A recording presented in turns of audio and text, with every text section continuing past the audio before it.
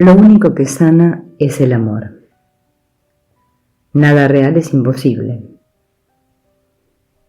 Este concepto cambió la vida de Colin Mulvihill, una mujer de 23 años que trabajaba para obtener una licenciatura en Educación en Movimiento en la Escuela de Artes Liberales de California del Norte.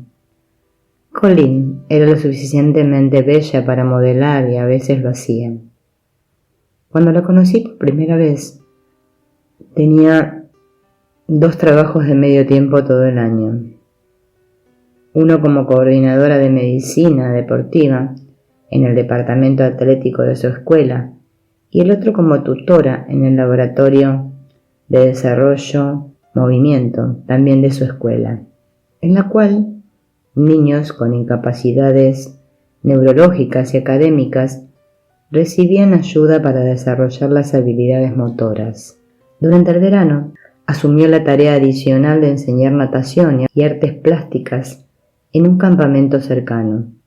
Colin vivía en un pequeño departamento a 500 millas de su familia, y su mejor amiga era una hembra pastor alemán llamada Sasha. Cuando vino a mí, Colin era legalmente ciega.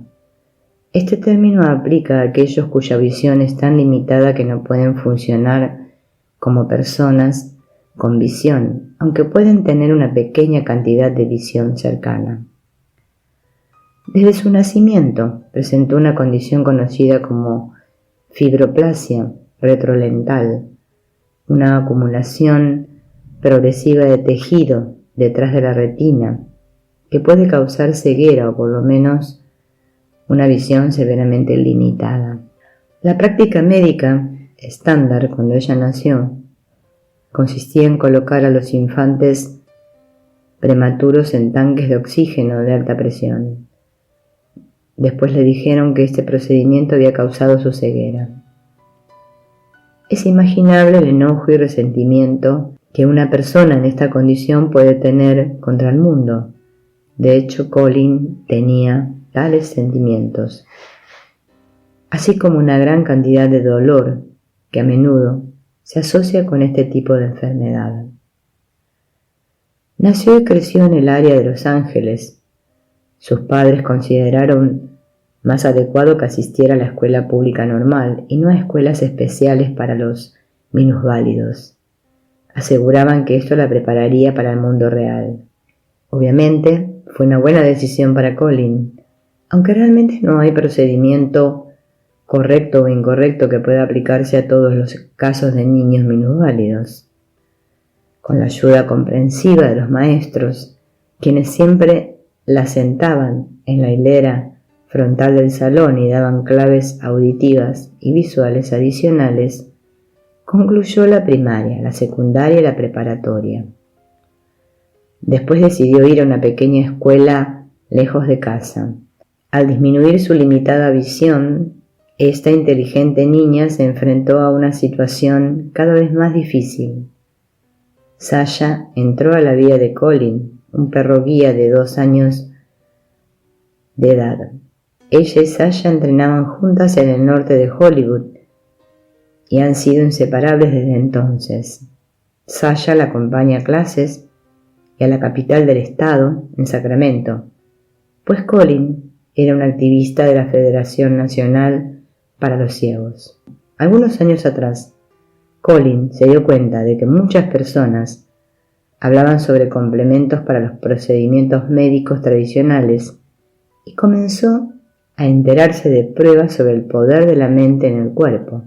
Ingresó a un grupo de curación actitudinal y yo le enfaticé que la mente no tiene límites y que nada es imposible. Le dije que se olvidara de cualquier valor negativo que hubiera tenido y que no se limitara por sus creencias pasadas ni se confinara a una realidad percibida solamente por sus sentidos físicos. Le expliqué que los milagros pueden definirse como cambios de percepción que remueven bloques internos y dejan al descubierto la presencia del amor.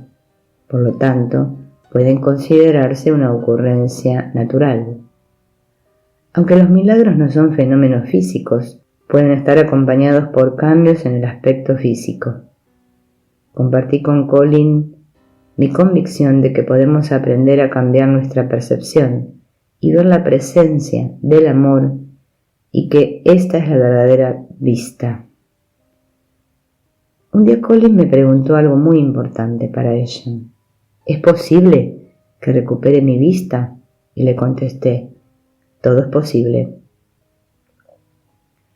No tienes que ser una estadística negativa en una curva de probabilidad de personas con fibroplasia retrolental. Ella se hizo a la idea de que los pensamientos que ponemos en nuestra mente determinan las propias percepciones. La práctica de la paz mental y la paz de Dios se volvió su meta principal.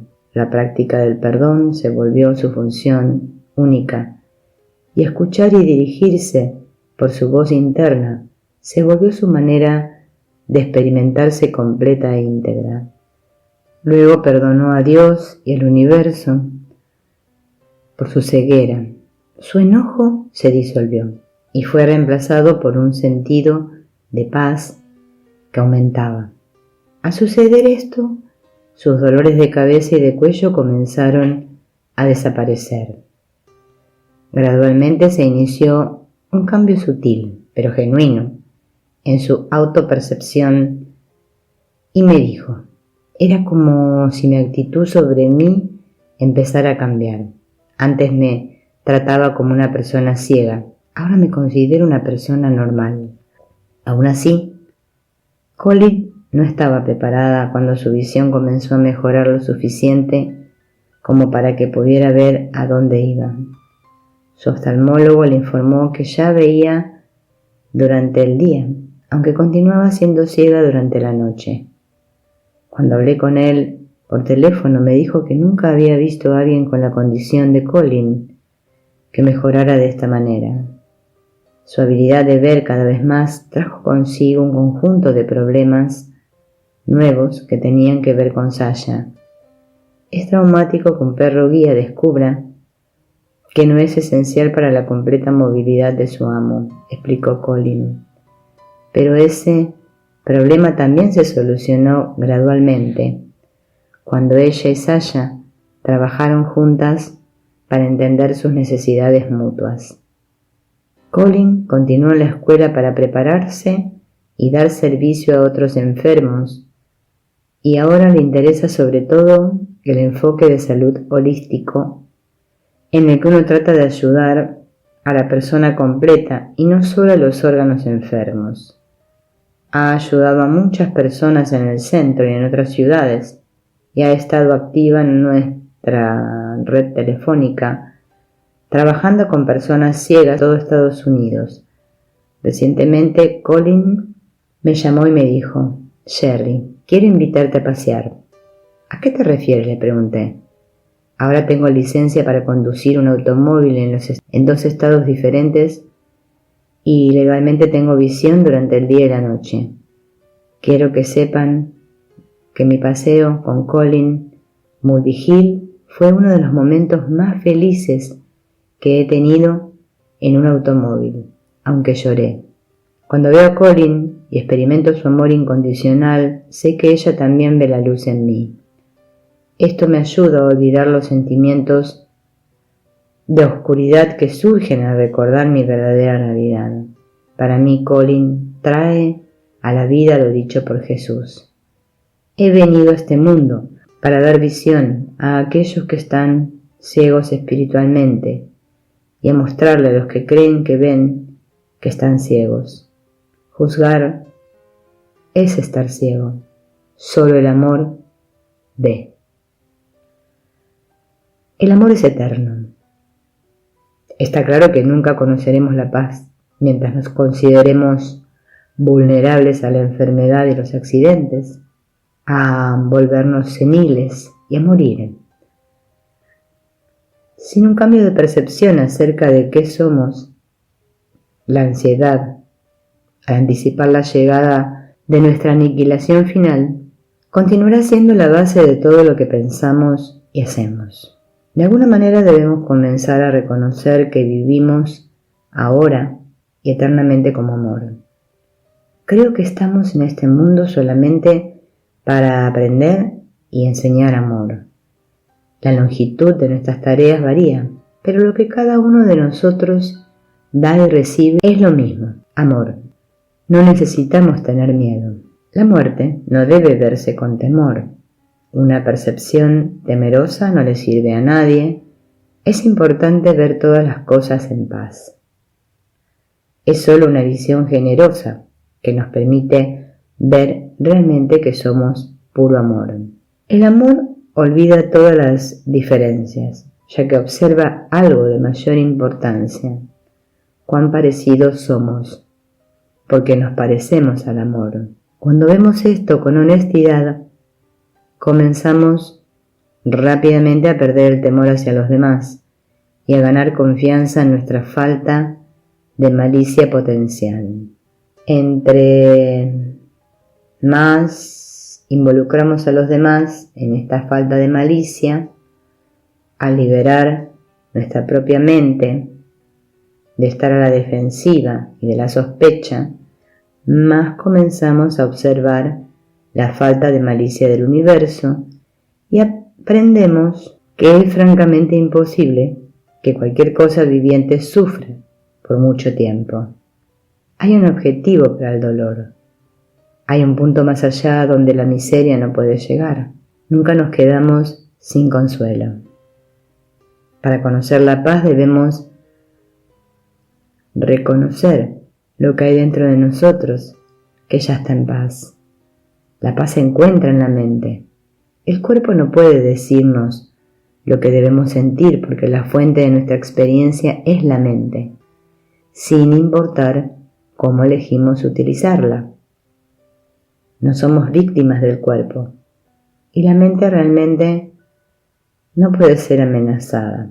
Por esto siempre hay un camino hacia la libertad.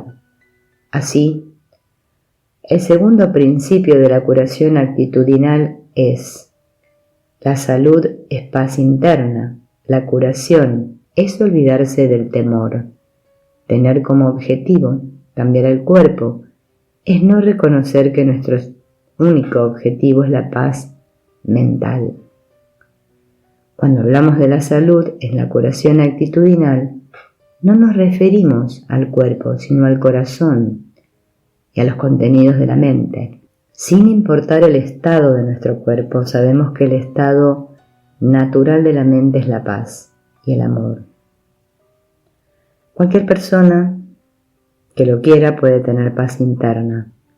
La curación es olvidar el temor, porque cuando nuestra mente se olvida de él, regresa a su estado natural de amor y paz y lo extiende a cada aspecto de nuestra vida. ¿Cuál es nuestra verdadera identidad? Para tener descanso interno, contención y una experiencia creciente de libertad y liberación, es necesario cuestionar nuestro viejo sentido de identidad. ¿Realmente solo somos un cuerpo que vive un poco y después muere? ¿Establece el cuerpo límites para nuestra fortaleza, dictando cómo sentirnos y definiendo el pequeño rango de actividades que podemos realizar? ¿O hay un potencial dentro de nosotros que no conoce límites de ningún tipo y su capacidad de hacernos felices y liberarnos es infinita? No hay punto en el que el poder combinado de la mente y el deseo no puedan ir, porque cuando se unen permiten que el pensamiento se inunde de amor. Actualmente hay muchos sistemas de pensamiento que reconocen que el cuerpo no es un límite de la mente, que hay una realidad que espera ser reconocida más allá de lo que ven los ojos y escuchan los oídos físicos, y que una sola fuente une todas las mentes en un estado que podemos experimentar aquí y ahora. La mayoría de estos sistemas enseña que los pensamientos que tenemos determinan nuestra experiencia y explican la manera de cambiar las percepciones de nosotros mismos y del mundo. La curación actitudinal tiene un objetivo similar, ya que una vez que comenzamos a eliminar las barreras a la presencia del amor, comenzamos a curarnos en todos los aspectos. Para experimentar la paz, cada uno de nosotros debe elegir entre ver su identidad severamente limitada y pequeña o verla infinita y llena de amor. No tenemos que establecer límites a la salud y la felicidad porque los doctores, padres, amigos y médicos o la sociedad digan que siempre habrá cosas que no podemos cambiar. El curador actitudinal no aconseja a los demás para que se adapten al dolor y a la muerte, ni para que asuman la miseria, porque es posible que todos escuchemos en silencio a nuestro guía interno, el cual nos llevará a la libertad. El amor no conoce ningún lugar a donde no pueda ir, y no hay mente que no pueda aliviar.